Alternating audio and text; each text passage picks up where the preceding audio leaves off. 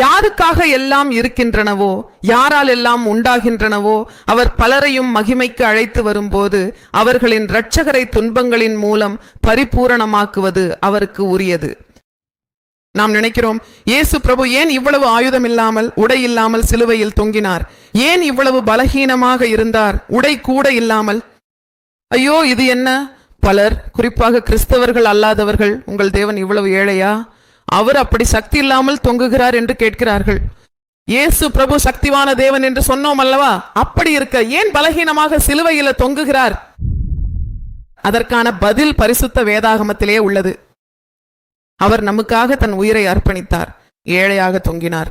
ஏனெனில் அவர் மீது நம்பிக்கை வைக்கும் அனைவரையும் அவர் செல்வந்தர்களாக ஆக்குகிறார். தேவனுக்கு ஸ்தோத்திரம், ஹல்லேலூயா. நம்மை விகே அவர் ஏழையானார்.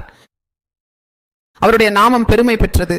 அந்த நாமத்தில் உனக்கு செல்வம், ஆரோக்கியம், மகிழ்ச்சி, வளம், சமாதானம் எதுவாக இருந்தாலும் என் பேரில் நீங்கள் ஏதேனும் கேளுங்கள், அதை நான் உங்களுக்கு தருவேன் என்று அவர் சொன்னார். கைதட்டிப்பாட்டுடன் தேவனை புகழ்வோமா? என் பேரில் ஏதேனும் கேளுங்கள், நான் அதை செய்வேன். உங்களுக்கு கொஞ்சம் நம்பிக்கை இருக்க வேண்டும்.